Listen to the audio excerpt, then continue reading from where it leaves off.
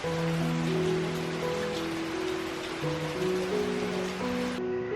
നമ്മൾ തയ്യാറാക്കുന്നത് നല്ല സൂപ്പർ ടേസ്റ്റുള്ള കപ്പ ബിരിയാണിയാണ്. തേങ്ങയൊന്നും വറുത്തരച്ച് ചേർക്കാതെ വളരെ എളുപ്പത്തിൽ നമുക്കിത് തയ്യാറാക്കാം. എല്ലോട് കൂടിയ ബീഫിൽ കപ്പയൊക്കെ ഇട്ട് മിക്സ് ചെയ്തെടുക്കുന്ന ഈ ബിരിയാണി നല്ല ടേസ്റ്റാണ്.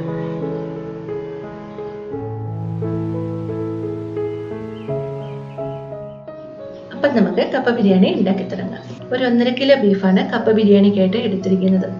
എല്ലോട് കൂടിയ ബീഫാണിത്. ഇതിപ്പം മുറിച്ച് ചെറിയ കഷ്ണങ്ങളാക്കി കഴുകി എടുത്തിട്ടുണ്ട്. ഇനി ഇത് നമുക്കൊന്ന് വേവിച്ചെടുക്കാം. ഇതിലേക്ക് ചേർത്ത് കൊടുക്കേണ്ട സാധനങ്ങളാണ് ഇതൊക്കെ. 2 ചെറിയ സവോള നീളത്തിൽ അരിഞ്ഞെടുത്തിട്ടുണ്ട്. 12ഓളം ചെറിയ ഉള്ളി ഒന്ന് മുറിച്ചെടുത്തിട്ടുണ്ട്. പിന്നെ കുറച്ച് തേങ്ങയെന്ന് ചെറിയ കഷ്ണങ്ങളാക്കി മുറിച്ചെടുത്തിട്ടുണ്ട്. ഒരു 10-12 ചെറിയ വെളുത്തുള്ളി എടുത്തിട്ടുണ്ട്. ഒരു അത്യാവശ്യം വലിയൊരു കഷ്ണം ഇഞ്ചി ചെറുതായിട്ട് അരിഞ്ഞെടുത്തിട്ടുണ്ട്. ഇനി ഇതെല്ലാം കൂടെ നമുക്ക് ബീഫിലേക്ക് ഇട്ട് കൊടുക്കാം. ഇനി ഇതിലേക്ക് നമുക്ക് മസാലകൾ ചേർത്ത് കൊടുക്കാം. 1 ടീസ്പൂൺ മഞ്ഞൾപ്പൊടി, 1 tablespoon meat masala, 1.5 table സ്പൂണോളം മുളക് പൊടി എടുത്തിട്ടുണ്ട്. പിന്നെ ഒരു 2 ടേബിൾ സ്പൂൺ മല്ലിപ്പൊടി എടുത്തിട്ടുണ്ട്. ഇനി ഇതും നമുക്ക് ബീഫിലേക്ക് ചേർത്ത് കൊടുക്കാം. ഇനി കുറച്ച് വെള്ളം ഒഴിച്ചു കൊടുക്കാം. അടുപ്പിലായതുകൊണ്ട് കുറച്ച് കൂടുതൽ വെള്ളം ഒഴിച്ചു കൊടുക്കുന്നുണ്ട്. ബാക്കി ബീഫിൽ നിന്ന് തന്നെ വെള്ളം ഇറങ്ങി വെന്തോളൂ. ഇനി ഇതിലേക്ക് നമുക്ക് കുറച്ച് കറിവേപ്പില ചേർത്ത് കൊടുക്കാം. ആവശ്യത്തിനുള്ള ഉപ്പ് ചേർത്ത് കൊടുക്കാം.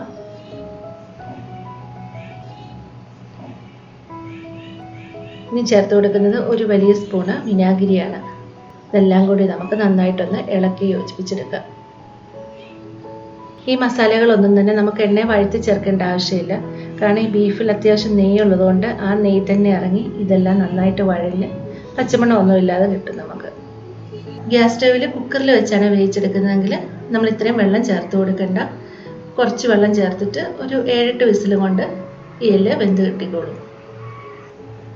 ചേരുവകളെല്ലാം നന്നായിട്ട് ഇളക്കി യോജിപ്പിച്ചിട്ടുണ്ട്. ഇനി ഇത് നമുക്കൊന്ന് അടച്ചു വെച്ച് വേവിക്കാം. ഇതിപ്പോൾ ഏതാണ്ട് 1 മണിക്കൂറോളം സമയം എടുക്കും വെന്ത് കിട്ടാനായിട്ട്.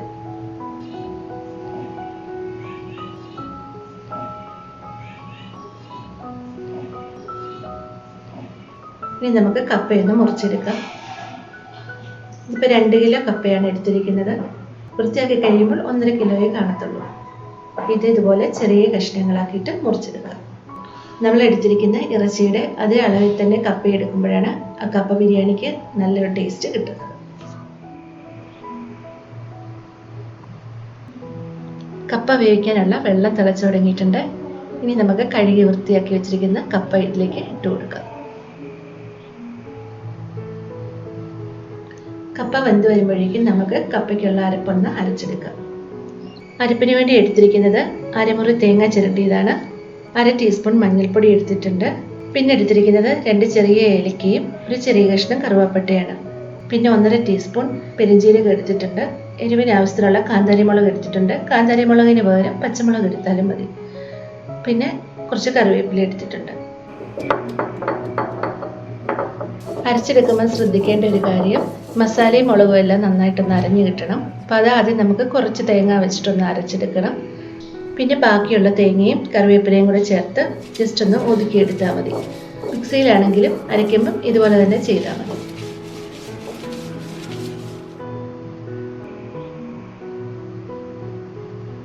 അരപ്പ് അരച്ചെടുത്തിട്ടുണ്ട്. ഇനി കല്ലിൽ വെള്ളം ഒഴിച്ച് അതിലുള്ള അരപ്പും കൂടി നമുക്ക് വടിച്ചെടുക്കാം.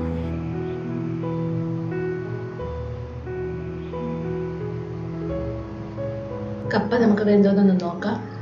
റെഡി ആയിട്ടുണ്ട്. ഇനി നമുക്ക് ഊറ്റിയെടുക്കാം.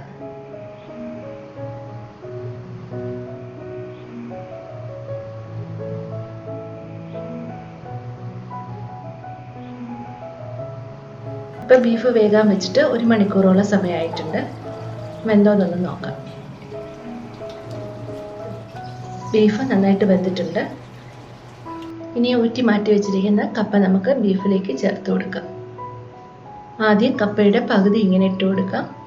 എന്നിട്ട് ഒന്ന് നിരത്തി കൊടുക്കാം. ഇനി മുകളിലേക്ക് അരച്ച് വെച്ചിരിക്കുന്ന അരപ്പിട്ട് കൊടുക്കാം. ഈ അരപ്പിൽ കപ്പയ്ക്ക് കൂടി ആവശ്യത്തിനുള്ള ഉപ്പ് കൂടി ചേർത്തിട്ടുണ്ട്. ഇനി ഇതിൻ്റെ മുകളിലേക്ക് ബാക്കിയിരിക്കുന്ന കപ്പ കൂടി ഇട്ടൊന്ന് നിരത്തി കൊടുക്കാം. ബിരിയാണിയൊക്കെ ദമ്മിടുന്ന പോലെ തന്നെയാണ് നമ്മൾ ഇതും ചെയ്തെടുക്കുന്നത്. ഇനി കുക്കറിലാണ് ബീഫ് വേവിക്കുന്നതെങ്കിൽ ഇതേപോലെ തന്നെ വേറൊരു പാത്രത്തിലോട്ട് മാറ്റിയിട്ട് ഈ രീതിയിൽ തന്നെ ഒന്ന് ചെയ്തെടുത്താൽ മതി. ഇനി ഇതിൽ ബീഫിൻ്റെ ഗ്രേവി ഒന്ന് വറ്റി വരാനുണ്ട്. ചെറിയ തീയിൽ വെച്ചിട്ട് അടച്ചു വെച്ചിട്ടാണ് നമ്മൾ വറ്റിച്ചെടുക്കുന്നത്.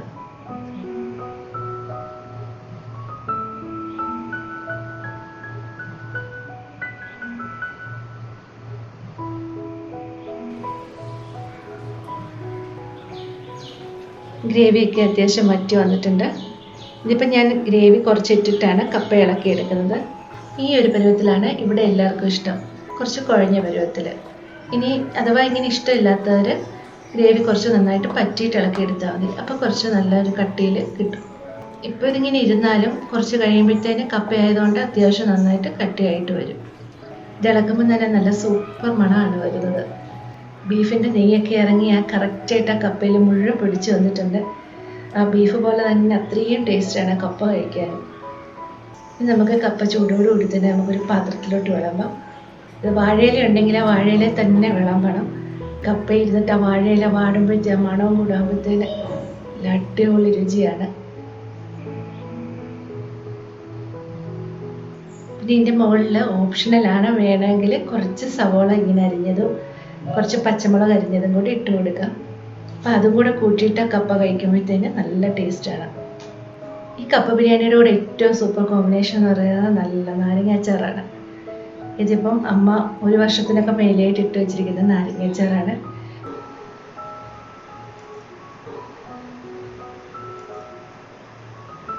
കപ്പ ബിരിയാണി ഏറ്റവും ഇഷ്ടമുള്ള ആൾ തന്നെ കഴിക്കാൻ എത്തിയിട്ടുണ്ട്.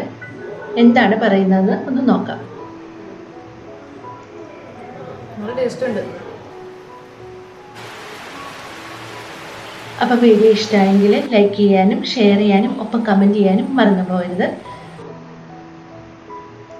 ആദ്യമായിട്ടാണ് എൻ്റെ ചാനൽ കാണുന്നതെങ്കിൽ സബ്സ്ക്രൈബ് ചെയ്ത് സപ്പോർട്ട് ചെയ്യാനും ആ നോട്ടിഫിക്കേഷനും കൂടെ ഒന്ന് എനേബിൾ ചെയ്ത് ഓൾ ഓപ്ഷനും കൂടെ ഒന്ന് ക്ലിക്ക് ചെയ്യാനും മറക്കരുത്. അപ്പോൾ ഞാനിടുന്ന വീഡിയോസൊക്കെ നിങ്ങൾക്ക് മിസ്സാവാണ്ട് കാണാൻ പറ്റും. അപ്പോൾ ഇനി അടുത്തൊരു വീഡിയോയുമായി വരാം. ബൈ.